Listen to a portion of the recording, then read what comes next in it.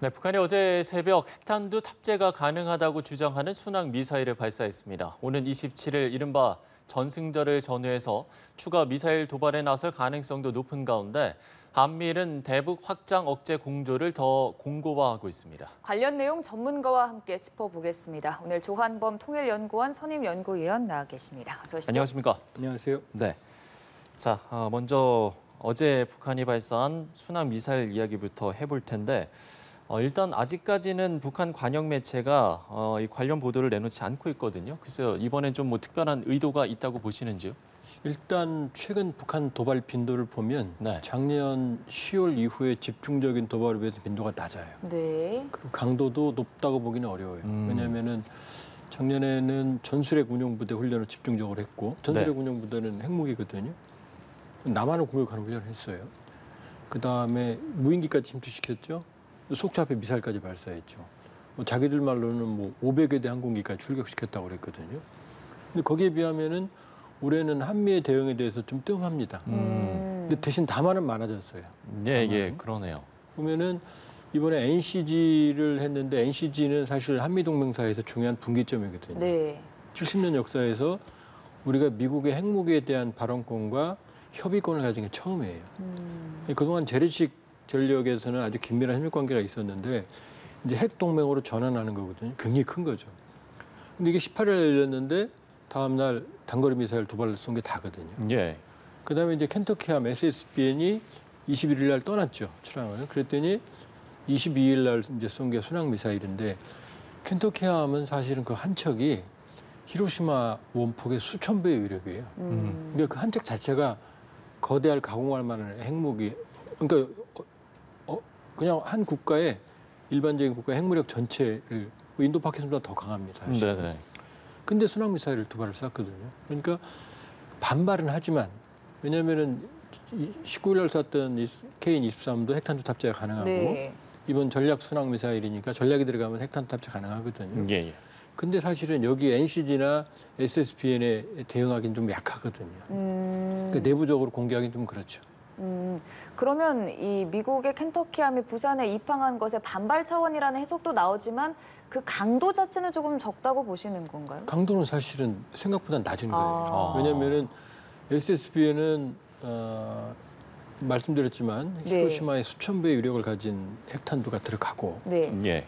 그 다음에 핵무기가 한반도에 들어온 거거든요.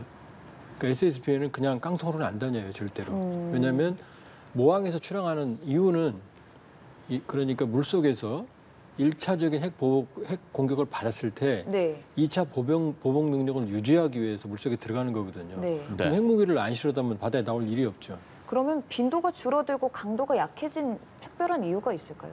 북한도 도발 피로감이 있는 거예요. 아. 왜냐하면 작년에 무한정 도발을 해봤지만 비용이 많이 드는 도발이거든요. 이례적으로 해봤거든요. 그랬더니 항공기 추락하고 뜨지도 못하고 많은 비용은 들었는데 자기들이 원하는 효과는 못 얻었거든요. 그러니까 이렇게 표현하면 좀 그렇지만 작년에 비해서는 경제적인 도발을 하고 있어요. 그러니까 존재감은 보여주지만 네. 비용은 작년보다 훨씬 덜 드는 거죠. 그렇지만 또 순항 미사일이라고 그랬으니까 북한은 이제 순항 미사일이 두 개거든요. 화살 1형, 화살, 2형. 네. 근데 2형을 보면 네. 북한은 핵무기 탑재 미사일에는 체크무늬 표식이 있어요. 바둑판처럼. 그건 다 핵무기 탑재 가능한 무기들입니다. 그 화살 2형은 체크무늬가 있거든요. 그러니까 KN-23을 쐈을 때도 정확하게 부산 정도의 사거리. 원래 KN-23의 사거리가 800km거든요.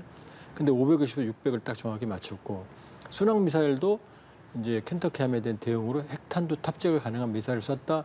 예. 이 정도의 존재감을 보여준 거죠. 네. 뭐 무력 도발의 강도가 좀 약해지고 있다라고 이야기를 해주셨는데 이제 오는 27일에는 또 전승절도 앞두고 있고 그 이제 지난번에 정찰 위성 발사를 실패를 했기 때문에 더더욱 북한 입장에서는 뭔가를 더 보여줘야 될 것 같다라는 이야기도 나오고 있거든요. 일단 북한의 딜레마는 정찰위성 발사를 단기간에 하기 어렵다는 거예요. 일단 그렇죠. 기술적인 문제가 한두 개가 아니고 그다음에 두 번째는 이번에 떨어져서 또 한국군이 수거해버리면 정말 이건 난처한 상황이 되는 네. 거거든요.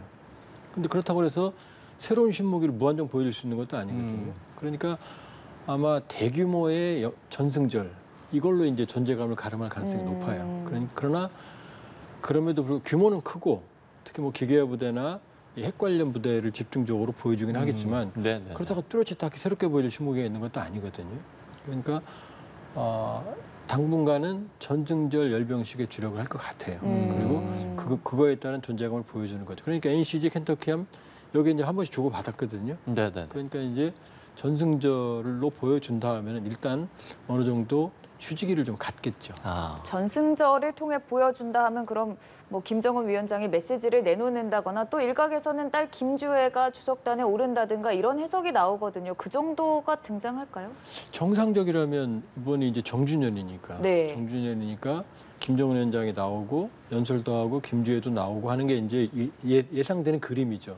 근데 이제 문제는 김정은 위원장이 지난번 할아버지 기일에 김일성 사망일에 금산 태양궁전 갔는데 최초로 사진이 안 나왔거든요. 그다음에 7월 12일 날 화성 18형 샀을 때도 사진이 딸랑 2장이었어요. 네. 4월 달에 샀을 때는 사진이 무려 9장이나 나왔거든요. 여기저기 다니면서. 근데 이번에는 같은 앉은 자리에서 별로 표정을 밝지 않은 표정 하나, 그다음에 일어선 자리, 바로 그 자리에서 일어선 장면 하나거든요. 그러니까 만일에 이러한 어떤 징후들이 김정은 위원장이 그렇게 썩 좋은 상태가 아니라고 그런다 그러면은 네네. 나올 가능성은 높고요. 일단 나와도 연설을 안 할 가능성은 있죠. 예. 자, 이런 상황에서 이제 다음 달에 한미일 정상회담이 열리게 되는데 뭐 북한 문제를 뭐 주로 다루지 않을까 싶거든요. 어떤 좀 이야기들 그리고 어떤 뭐 합의라든가 뭐 이런 것들이 좀 나올 수 있겠습니까? 좀 새로운 게 나올 게 없어요. 그래요? 지금 NCG나 켄터키함 정도면 최강이거든요. 네. 근데 미국은 이제 우리는 북핵 문제 때문에 이제 확장 억제, 워싱턴 선언, NCG, 전력산 전개까지 이제 확보를 했는데 네. 지금 미국의 생각은 이제 북핵 대응도 있지만 다른 셈법이 하나 있어요.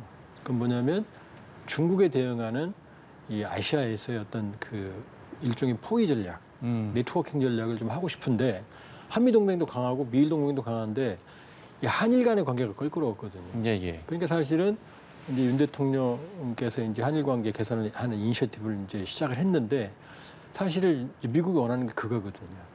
그러니까 한일 관계가 개선되면 한미일 그림이 그려지거든요. 그러니까 최근 한미일이 자주 만나는 게 북핵이라는 명분도 있지만 사실은 이 국제 정책 속에서 미국이 그리는 한미일 협력 구도가 강한 거거든요. 그러니까 특별히 이번에 합의될 내용보다는 네네. 이 협력 체제 강화가 더 의미가 있는 거고. 그러니까 이게 또 큰 의미가 있는 게 한미일 정상회담이 아니라 한미일 정상회의라고 강조하잖아요. 네. 회의라고 그러면 이거는 뭐냐면은 단번에 끝나는 게 아니고 네. 계속 하겠다는 거예요. 그렇죠. 그러니까 정기성을 갖는 거거든요. 그러니까 한미일 정상회의체가 이제 형성이 되면 미국으로서 우리는 이제 북핵 협력에 대한 안보적인 지렛대가 생기는 거지만 미국의 입장에서는 안정적인 미국의 동맹 체제, 그러니까 삼각 체제가 더 강화되는 효과가 있는 거죠. 네, 말씀처럼 한미일의 협력 관계가 지금 계속해서 굳건하게 이어지고 있는 상황인데 그러면 동시에 또 북한과의 뭐랄까요 논의 테이블은 언제쯤 이뤄질 수 있을까요? 일단 북한도 이제 대화가 필요할 거예요. 네. 지금 왜냐하면 그동안 계속해서 핵 그다음에 능력 고도화, 뭐 정찰선 개발에 이제 자원을 쏟아붓지만 이제 더 가기에는 북한도 피로감이 있거든요. 예, 그러면 그렇죠. 정찰위성도 이제 그 본색이 드러났거든요. 수준이 어느 정도라는 게. 그러니까 북한도 사실은 무한정 핵 개발할 수 있는 건 아니에요. 경제도 어렵고 네. 자원 투자도 들어가고 식량 상황도 최악이고. 그러니까 북한도 사실은 대화가 필요한 상황이에요. 예. 그리고 미국도 미중 전략 경쟁에서 이제 디커플링에서 디리스킹으로 가고 있거든요. 뭐 대립구도가 사라지는 건 아니죠. 그렇게 보면 사실은 큰 의미에서 보면 외교의 시간이 오고 있어요. 우크라이나전도 지금 우크라이나가 대반격을 하지만 전황을 뒤집을 가능성은 높지 않거든요. 네. 예. 우크라이나의 어떤 그 어느 정도 소모전이 진행이 되면 전선이 소강 상태로 가고 아마 이제 휴전 협상 얘기들이 나오기 시작을 할 거거든요. 큰 그림으로 보면 국제 정세는 이제 외교의 시간이 오고 있는 거예요. 그러면 북한도 사실은 강대강 대립 국면을 지금 오래 해왔거든요. 예. 그러니까 남북이 모두 지금 피로감이 있어요. 그러니까 적정한 명분과 어떤 신뢰가 보장이 되면 북한도 대화에 나올 가능성이 있어요. 그렇습니까? 알겠습니다. 자, 이번에 월북 미군 병사 이야기를 해볼 텐데요. 지금 유엔군 사령부가 북한에 메시지를 전달을 했는데 글쎄요, 지금 이 협상 중인 상황 좀 어떻게 보고 계시는지요? 일단 지금은 냉전 체제가 아니거든요. 네. 그 북한이 월북한 미군을 체제 선전에 이용한 건 1982년이 마지막이에요. 그리고 이제 오토 원비어시 사건으로 북한에 지금 트라우마가 있죠. 거기다가 최근에는 한국에서 자진 월북한 사람들도 다 돌려보냈어요. 네. 그러니까 데리고 있어봐야 북한도 좋을 건 없어요. 지금 상황에서는. 그러니까 별로 최대 선전이나 그렇다고 지금 뭐 경제가 최악인 상황에서 미군 병사 거기다가 이 미군 병사는 범죄의 소지가 있는 사람이거든요. 정치적 망명을 볼 수 없는. 그러니까 북한으로서 계속 데리고 있는 건 부담일 거예요. 그렇다면 북한의 입장에서는 제가 보기에는 울고 싶은데 뺨 맞은 격이라고 볼 수 있어요. 그러니까 대화를 본인들이 원하는 대화를 하고 싶은데 이제 호재가 생긴 거죠. 그럼 미국도 대화는 하고 싶은데 먼저 양보는 못 하거든요. 그러니까 양측이 대화는 필요한데 북한은 먼저 내가 원하는 조건을 해결해 달라는 거고. 네네. 미국은 조건은 만나서 얘기하는 거지 미리 해결해 줄 수는 없다는 거거든요. 이 상황에서 미군 병사라는 이제 계기가 생긴 거죠. 그러면 핵 문제나 북미 관계 관계없이 북한은 데리고 있을 필요가 없는 사람이고 그럼 이 문제를 통해서는 만나야 되거든요. 대화를 해야 되거든요. 그러나 이제 다만 코로나 상황이기 때문에 네네. 코로나 상황에서 북한이 지금 외부와 접촉한 적이 없어요. 그 어떤 그 대면 회담을 한 적이 없어요. 그러니까 그게 좀 문제고 북한의 입장에서도 이제 파악을 해야 될 거 아니에요. 어떤 상황이고 어떻게 활용할지를. 그러니까 뭐 지금 평양에서 아마 이제 합동신문조가 통전부라든지 네. 외무성, 뭐 총정축, 뭐 총참모부가 이제 지금 조사를 하는 단계일 거고 정치적으로는 어떻게 활용할지 판단하는 단계일 거예요. 그러니까 시간이 좀 걸리겠죠. 그러나 나쁜 상황은 아니다. 이게 한반도 상황을 악화시키는 것보다는 네. 일종의 우연찮은 계기가 될 가능성이 더 높은 상황이에요. 그래도 대화의 물꼬를 틀 수 있는 데 있어서는 의의가 있다라는 점을 좀 말씀을 해주시는 것 같은데 어찌됐든 잘 해결하는 게 가장 큰 목적일 테고요. 또 얘기가 나오는 부분이 사실 사전에 조금 보완이나 이런 부분에 있어서 좀 더 철저하게 막을 수 있지 않았냐 하는 지적도 있습니다. 이건 좀 불편한 진실이죠. 뭐냐면 우리 정부는 책임이 없거든요. 예. 미군이 관리했고 DMZ는 또 유엔사가 관리하는 거예요. 네. 유엔사 사령관이 미군 사령관, 주한미군 사령관이거든요. 그러니까 이 주한미군 관리 체계가 얼마나 허술한지 여기는 사실은 최보건지역이에요. 우리가 관여 못합니다. 그다음에 유엔사도 DMZ도 사실은 우리 주권이 제약돼 있거든요. 우리도 누구도 우리 최고 지도자도 DMZ 들어가려면 미리 유엔사의 명단을 제출해야 돼요. 그러면 지금 문재인 사병이 지금 미국으로 가는 사실은 엄밀히 말하면 항공기 탑승까지 확인을 미국이 했어야 되는 거죠. 미군이. 네네. 근데 거기 나왔어요. 만일 보안구역을 마음대로 나왔던 공항 책임인 거죠. 그다음에 이런 문제가 있는 미군이 사실상 탈영인데 이 탈영이 지금 유엔사에 이 연계가 안 된 거거든요. 3일 전에 신청해야 되거든요.